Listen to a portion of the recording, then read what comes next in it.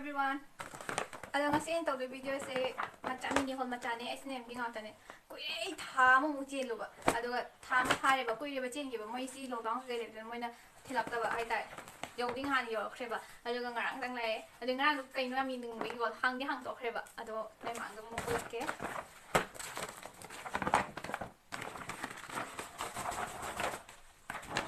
Ma chi si lo yo re.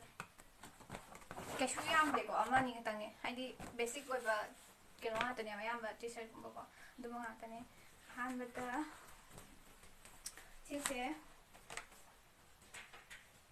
women white solid short I do short size mal shorts ne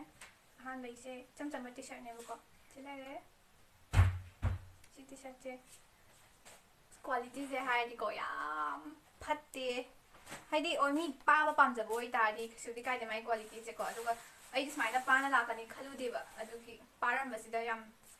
na kasu pam de do sili la umula ge sila re t-shirt to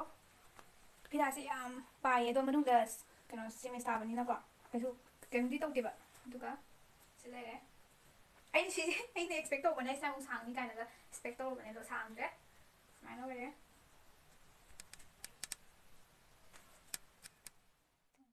ado mathang gi sina crop t-shirt machu je smai no re holy lagadi fazana machu de fazana wolate aduga si di quality am phaye price e ama siga ngasai iduga white tuga si gi price chap mane si 399 ne duga ngasai 399 ne aduga price am mane aduga si gi size se extra small ne aduda zum sai ai yang kang si ga haragadi dum yai ba machu jam phasai quality su khopa ama inga lawe summer da lipa su am nungai ni lu ngasai phida di lori he lore lil machu de silere ko we ko dum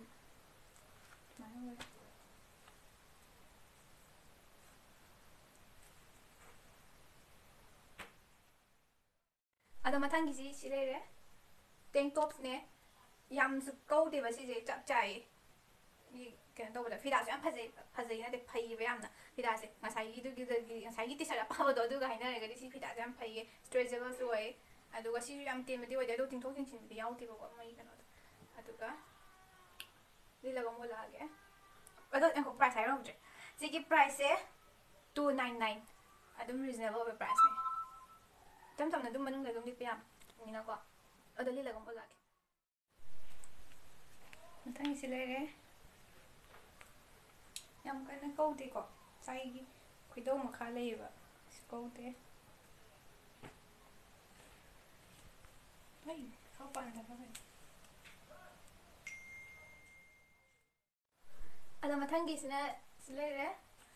aduga si ju chamani coffee da do nga sai gi crop t-shirt to ma yaw gi do aduga chamani aham ba second sub do ki do aduga chamani aduga fi da jam phai si je adum ing lawe aduga si de keno de gi men section de gi lai bene ba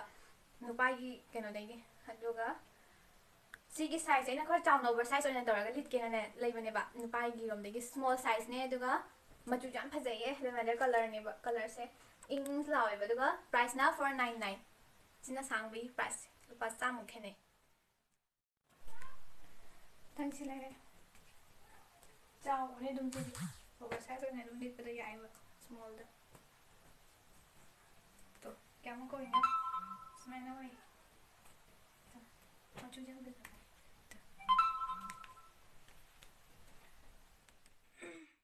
ada mathang gi sina biker shorts mai color je bike khai da bike hai da khang de mai color se khang ni ngasai ge na ut ki ba crop t-shirt to adu gi color du ga same oi doi ne adu ga si khu matha tai tang yi tai ba to da adu ga si gi size na 23 or 57 lo se ko size 23 da adu ga price na 799 phida yam phai ye adu ga mai gi si gi quality jam phare na aduga mai color si kai stripe sa pegi kaino do oeba ai manung se aduna yam phajai phajaba la moi ado se la mo lage biker shorts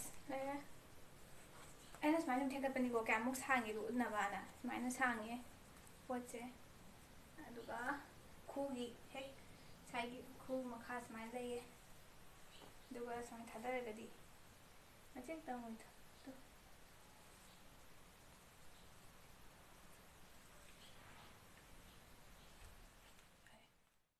ꯚꯤꯗꯤꯑꯣꯁꯦ ꯃꯇꯥꯡꯁꯤꯗ ꯂꯣꯏꯁꯤꯟꯖꯔꯒꯦ ꯎꯠꯄꯁꯨ ꯂꯣꯏꯔꯦ ꯁꯤ ꯈꯤꯇꯪꯅꯦ ꯌꯥꯝ ꯀꯩꯁꯨ ꯌꯥꯝꯅ ꯆꯦꯟꯗꯦ ꯑꯗꯨꯒ ꯈꯔ ꯂꯥꯛꯇꯕꯁꯨ ꯂꯩꯔꯤ ꯃꯣꯏꯅ ꯂꯥꯛꯀꯅꯤ ꯍꯥꯏꯔꯁꯨ ꯂꯥꯛꯇꯣꯏꯔꯥ ꯂꯥꯛꯑꯣꯏꯗꯣꯏꯔꯥ ꯈꯪꯗꯕꯅꯤꯅ ꯄꯨꯂꯞ ꯇꯧꯒꯦ ꯇꯧꯔꯕꯅꯦꯕ ꯑꯗꯣ ꯂꯥꯛꯇꯕꯅꯤꯅ ꯑꯂꯥꯛꯄꯁꯦ ꯍꯥꯟꯅ ꯎꯠꯄꯅꯦ ꯃꯊꯪꯗ ꯑꯃꯨꯛ ꯂꯥꯛꯑꯒ ꯃꯊꯪ ꯚꯤꯗꯤꯑꯣ ꯑꯃꯨꯛ ꯁꯦꯝꯖꯔꯛꯀꯦ ꯃꯊꯪ ꯂꯥꯛꯑꯒ ꯑꯗꯣ ꯃꯌꯥꯝ ꯅꯨꯡꯉꯥꯏꯔꯝꯒꯅꯤ ꯈꯜꯂꯦ ꯕꯥꯏ ꯒꯥꯏꯁ ꯁꯤ ꯌꯨ ꯃꯥꯏ ꯅꯦꯛꯁ